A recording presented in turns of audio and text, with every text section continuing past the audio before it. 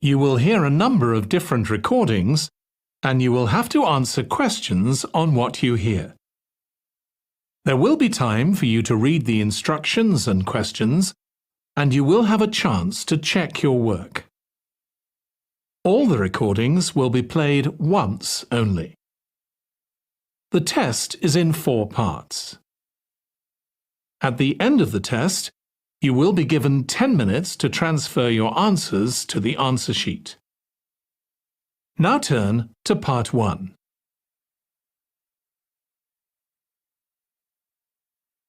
Part 1.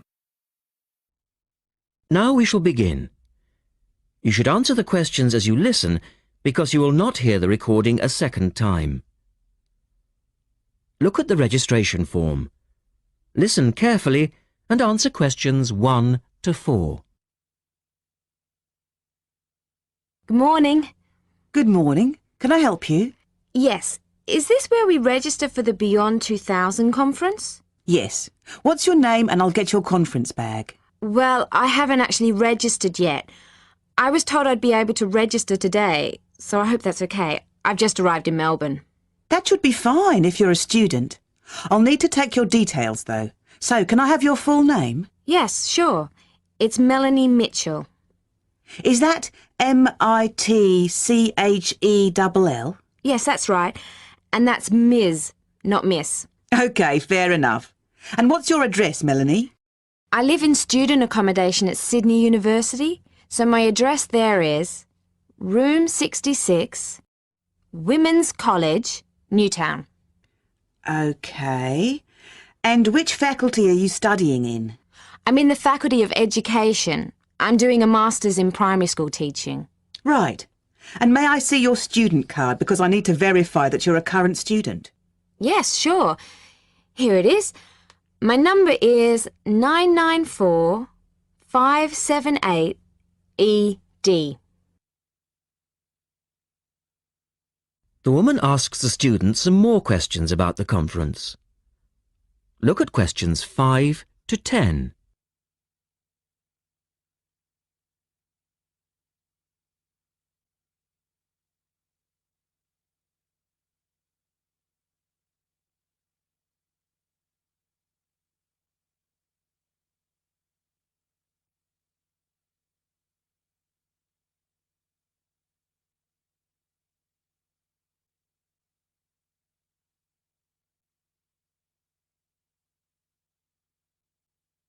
Now listen to their conversation and answer questions 5 to 10.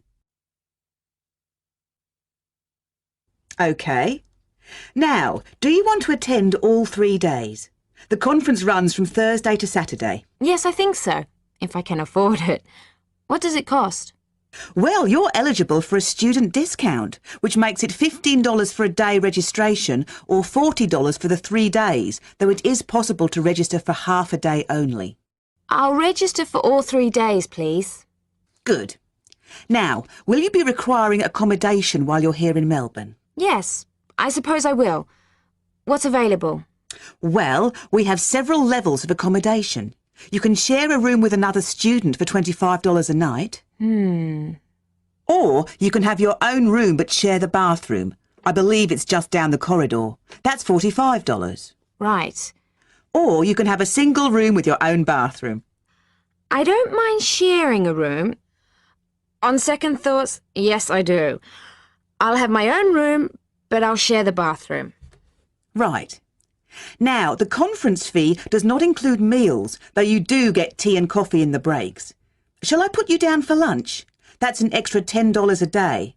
And there's the conference dinner on Friday night, which is $25. Oh, and what about breakfast? Hang on a minute. It's all starting to sound rather expensive. I'll have the lunch, but not the dinner or breakfast, if that's okay. Perfectly okay. Now, a couple of other things. There are a number of special interest groups organised. They're known as SIGs, and you're asked to nominate your preference. They'll take place on the Friday afternoon and Saturday morning, but they're filling up quickly, which is why you need to nominate now. Right. What are the SIGs? Well, there are 6 altogether. Let's see. On Friday, you have a choice between computers in education or teaching reading skills. Or a session on catering for the gifted child. Oh, they all sound interesting. But technology in the classroom is really my area of interest, rather than reading. So I'll go for that. I can probably read up on the gifted child topic myself. Right. And then the Saturday options are a session on cultural differences, or there's music in the primary curriculum, or you could go to the one on gender issues in the classroom. Wow! Can I go to them all? They all sound fascinating. Afraid not. Well, I'm really interested in how boys and girls behave differently, even when they are very young, so I'd better opt for the third session, even though the cultural differences sig is probably really interesting too. Right. And the music option would be interesting. And how would you like to pay? We accept most credit cards or bank cheques, but not personal cheques, I'm afraid. Been caught out too often before. And cash, of course. We never say no to cash. I'll have to put it on my card because I don't have enough cash on me right now. That's fine. Enjoy your time here with us in Melbourne.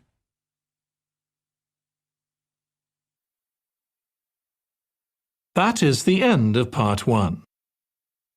You now have 1 minute to check your answers to part 1.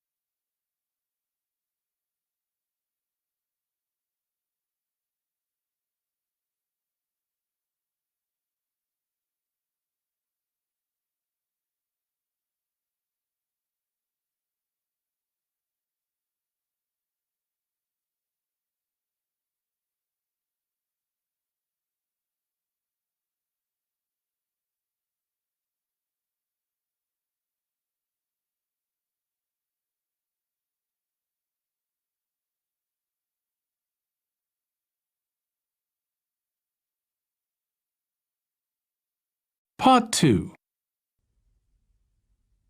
You will hear a woman talking about a number of different beaches to a group of tourists. First, look at questions 11 to 20.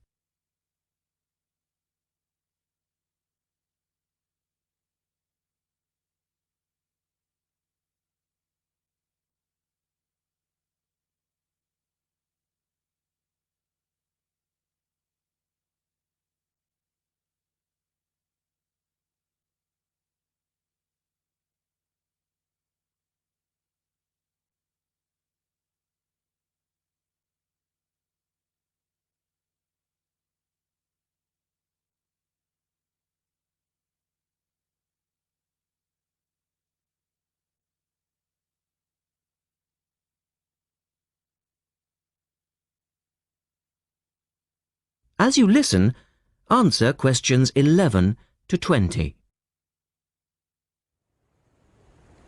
Right, let's move on to the beaches here, which are absolutely beautiful. You do have over 100 to choose from. They're mostly sandy beaches and they vary from the largest, which is 2.5 kilometres long, to tiny sandy coves. But there are a few that I'd really recommend you to visit. So, looking at this pamphlet, first of all, there's Bandella Beach. This beach is 1 kilometre away from the old fishing village of Bandella, which is a beautiful spot. If you park in the car park behind it, there's a small path which leads down to the bay. It's very pretty because the whole beach is backed by pine trees, so it's very sheltered. The beach itself is very clean and the water is shallow and safe. That, together with the soft sand, make it an ideal beach for children and non-swimmers. A little further round the coast, again to the east, in the eastern corner of the island, is the spectacular Dapolata Beach, which is basically a long inlet. The land around this beach is marshland. It's all marsh, and there's a stream which winds through it, and the stream goes into the sea. And the beach has lovely pale gold sand. Access to this beach is quite tricky, and not for the less energetic. You have to go down a long flight of steps, 190 to be exact. But you'll be relieved to know that there's also a road which winds down to a car parking area. When you're level with the sea, there is a handful of shops and bars, and you can hire some beds and umbrellas. Continuing round the island, just past the tip of Calne, is the next beach I'd suggest you visit, and this is San Get. Why? Because there isn't a beach longer than this on the island.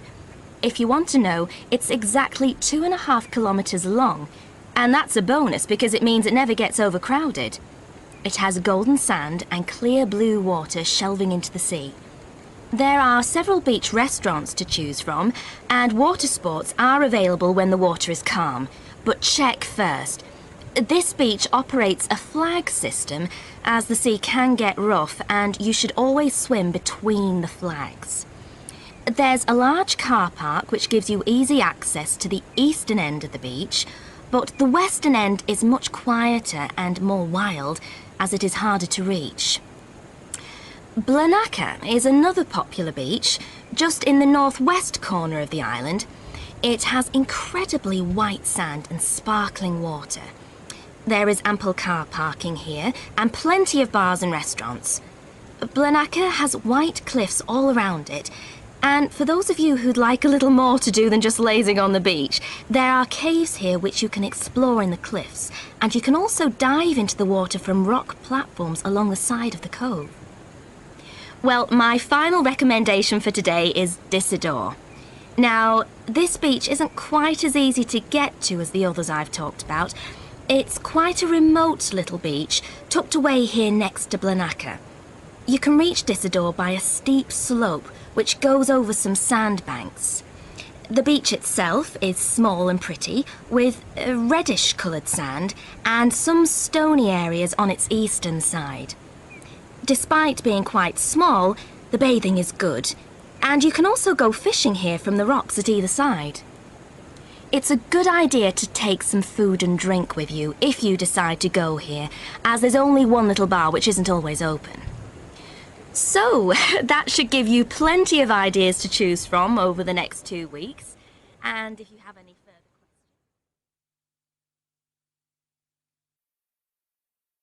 That is the end of part 2. You now have 30 seconds to check your answers to part 2.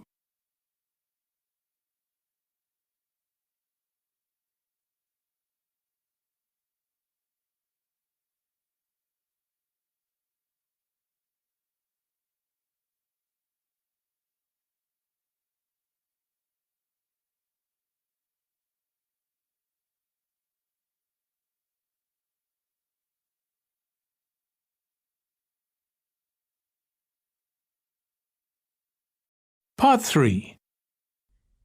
In this section, you will hear a discussion between a male interviewer and a woman who is the manager of a major bookstore.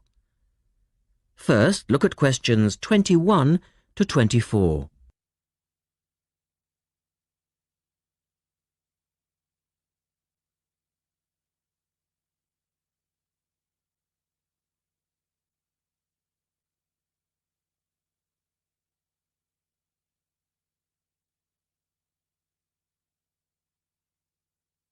Now listen to their conversation and answer questions 21 to 24. The start of a new academic year is a challenge for booksellers. Lee Rogers talks to one major bookstore manager. Jenny Farrow, you're the manager of Dalton Books, and you sell an awful lot of books to students, don't you? Yes, we do. How do you manage to make sure that you're going to have the books students need when all the new courses begin? Basically, we make preparations long before they arrive. Like all other major book retailers, we have a database of information, and using that, we contact course conveners in May and ask them to send us their book lists. How many books are we talking about? For one course? Yes, as an example. An average course requires about 30 books. We ask lecturers to indicate whether a book is what we call essential reading. You know, the students simply have to get it, or whether it's what they would term recommended reading, or whether it's just a supplementary text that they tend to refer to as background reading. What about predicted buyers? It's not a perfect system, unfortunately. If a lecturer tells us that he expects us to sell 100 copies of a book, we know that we could actually sell anything from 50 to 150. That's why in practice, when it comes to ordering, it's a lot safer to go by the previous year's sales figures, if that's possible, of course, if we've sold the book before. We also build other factors into the equation, including the type of course that the books are for, the student's year group, and a measure of our own judgment. And these criteria make a fairly accurate guide? As accurate as we can be, yes. Look at questions 25 to 30.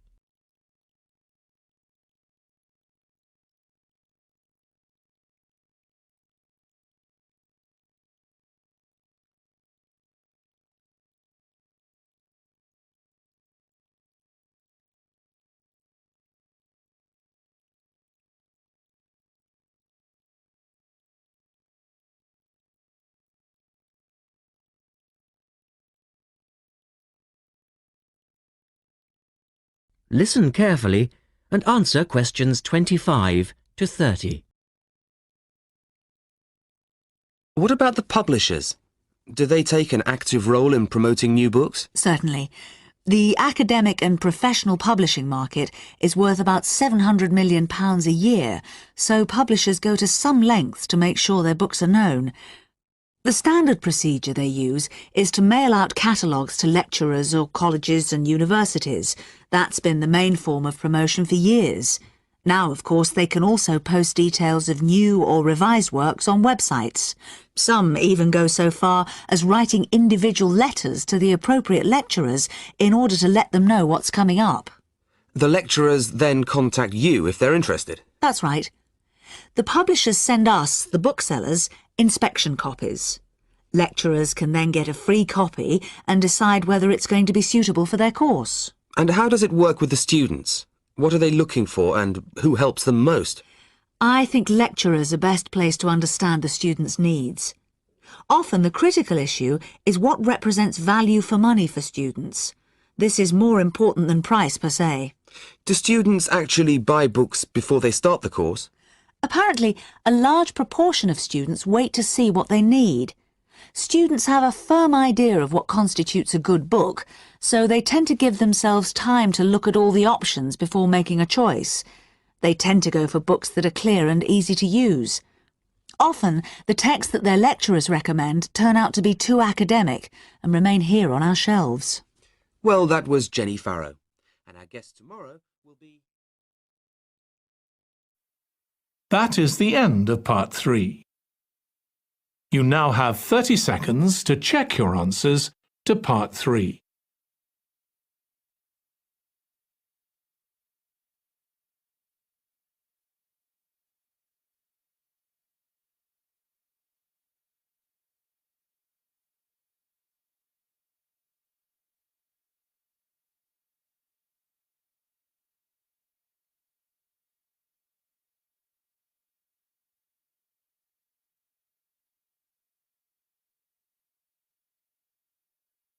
Part 4. You will hear Rebecca Bramwell, an artist and illustrator, giving advice on how to get your first job or commission as an artist.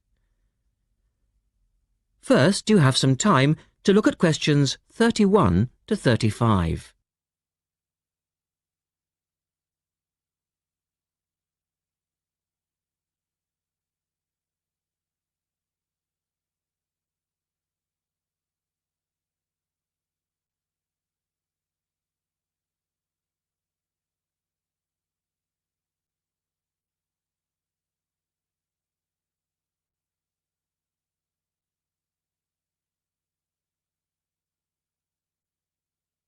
Now listen carefully and answer questions 31 to 35.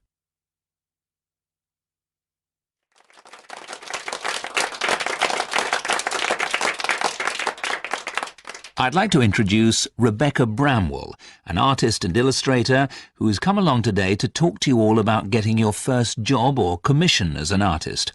Over to you, Rebecca. Thank you for inviting me.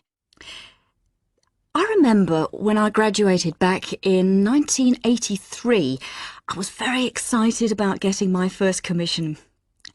My degree was in fine art, and I'd worked long and hard to get it.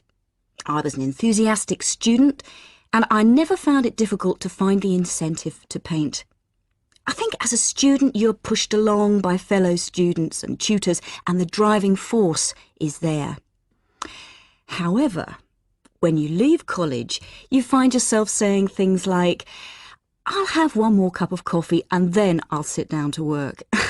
I hate to admit it, but I say it myself.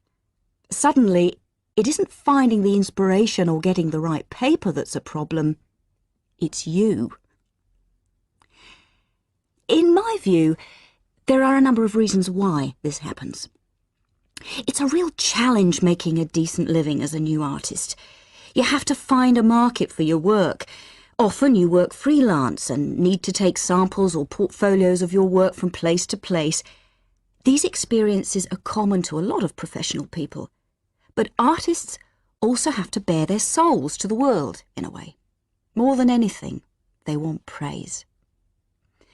If people don't like what they create, then it can be a very emotional and upsetting experience hearing them say this. I began to realise that these problems were preventing me from having a career in art, and so I decided to experiment. I was a painter, but I started to dabble in illustration, drawing pictures for books, cards, and this offered me the opportunity to become more emotionally detached from my work. I was no longer producing images from the heart, but developing images for a specified subject, taking a more practical approach. I began to develop a collection of my illustrations, which I put into a portfolio and started to carry around with me to show prospective clients and employers. But it was still tricky because publishers, for example, want to know that your drawings will reproduce well in a book. But without having had any work published, it's hard to prove this. Having a wonderful portfolio or a collection of original artwork is, of course, a first step. But what most potential clients would like to see is printed artwork, and without this evidence, they tend to hold back still when it comes to offering a contract. Look at questions 36 to 40.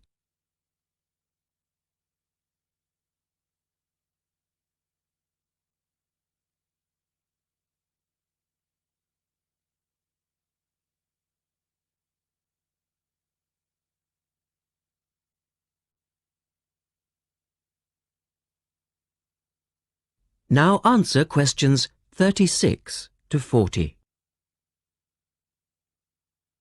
Well, I overcame this problem in two ways. And I suppose this is my advice to you on preparing your portfolio of your best work. The first way was by submitting my work for a competition.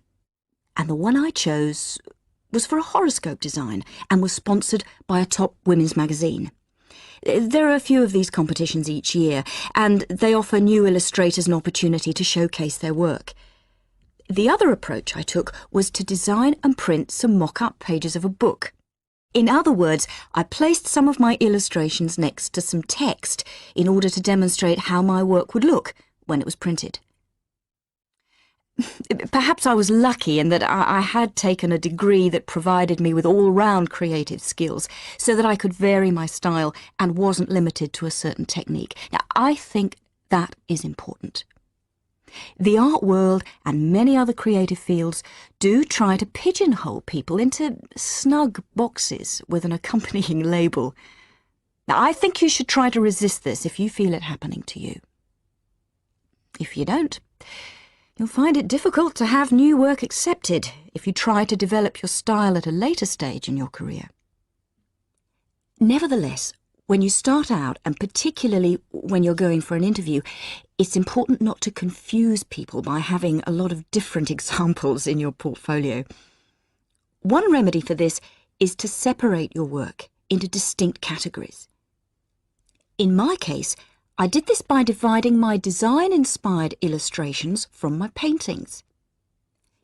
It's then easier to analyse the market suited to each portfolio, such as magazines, book jackets, CD covers, etc. Working under two names is also useful, as it clarifies the different approaches and offers a distinction between them. I think it's been hard for artists to be recognised in anything other than the pigeonholes that they've been placed in. Luckily, these barriers are slowly being demolished.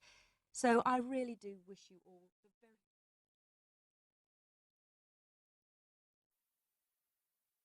That is the end of Part 4. You now have 1 minute to check your answers to Part 4.